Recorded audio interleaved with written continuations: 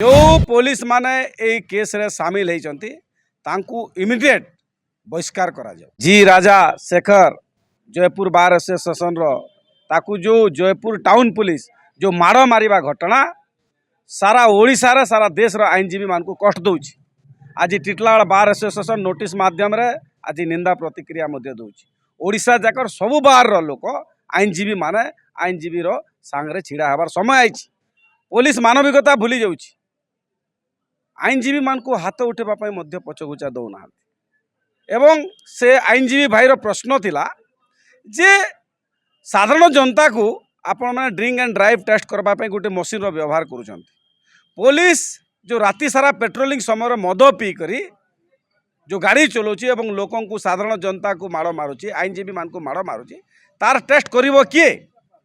DG police Odisha DIG Bhubaneswar को आम निवेदन करुचु जे ई केस रे गंभीरतार सहित देश रे जदि आईनजीवी सुरक्षित नहीं साधारण जनता को किए पचारुछि? जो पुलिस माने ए केस रे सामिल होती इमिडिएट बहिष्कार करा जाओ एवं तांकर विरोध दृढ़ कार्यानुष्ठान निया जाओ। ये आमे सरकार के मध्य निवेदन करुचु। राज्य सरकार ए दिगरे दृष्टि दियंतु। आईनजीवी देश रो लोकों को न्याय देवार लगी गोटे माध्यम है।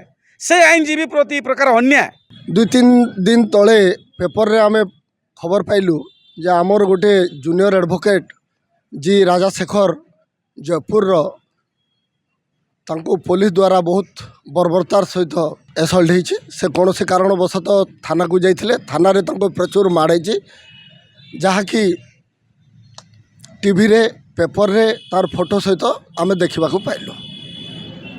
आमे पुलिस रो यही सबू काम बहुत दृढ़ निंदा करुचु एवं ए सबू काम जहाँ करुची पुलिस तार प्रतिवाद करुचु। ओडिशार बहुत जगार एपरी सबू नजीर देखा मिललानी। पुलिस वकिल मानकर ऊपर जो अत्याचार करुची बहुत दुखर विषय। और मु धन्यवाद देवी से पुलिस सीनियर ऑफिसर मानू से मैंने कंट्रोल करूना। पुलिस जिते कोर्ट को आसे आम वकिल भाई माने चेयर देकरी आमर द्वारा जहाँ पार्बा आपे करके हेल्प करके कोर्ट काम सारिक पठे दो। किंतु आमे माने जिते थाना को जाऊँ आम प्रति एपरी अमानुषिक काम जो पुलिस ता बहुत निंदनीय एवं एटा बहुत घृणा योग्य काम मध्य।